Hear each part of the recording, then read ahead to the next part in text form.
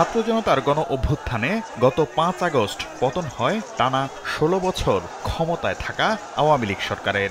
সেদিন দেশ ছেড়ে পালান সাবেক প্রধানমন্ত্রী শেখ হাসিনা। এরপর ভারতের পক্ষ থেকে জানানো হয় সে দেশে আছেন বাংলাদেশের সাবেক প্রধানমন্ত্রী। তবে সম্প্রতি জাতীয় ও আন্তর্জাতিক বিভিন্ন গণমাধ্যমে শেখ হাসিনার ভারত ছেড়ে অন্য দেশে যাওয়ার খবর আসে। তার অবস্থান নিয়ে সৃষ্টি হয় নানা ধোঁয়াশা।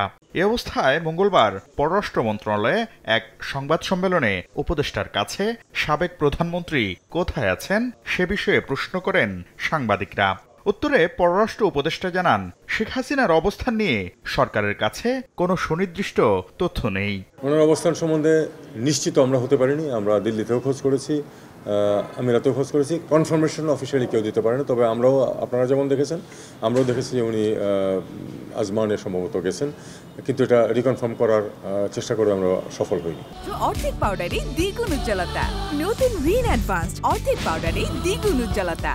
আওয়ামী লীগ সরকারের কতজন মন্ত্রী বা সংসদ সদস্য দেশ ছেড়ে পালিয়েছেন তার সঠিক কোনো হিসাব না থাকলেও বিদেশে থাকা কেউ দেশে আসতে চাইলে ট্রাভেল পাস ইস্যু করা হবে বলেও জানান উপদেষ্টা। শুরু করেছেন তারা, গতি এখনও কম।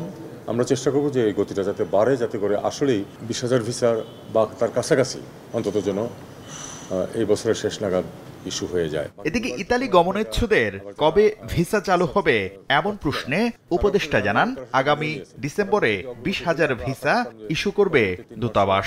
বাংলাদেশের মিশন ট্রাভেল পাস ইস্যু করতে পারে শুধুমাত্র দেশে ফেরার জন্য, অন্য কোনো দেশে যাওয়ার জন্য না। সেটার জন্য পাসপোর্ট লাগে। পাসপোর্ট তো ন্যাচারালি ইস্যু করা হবে না।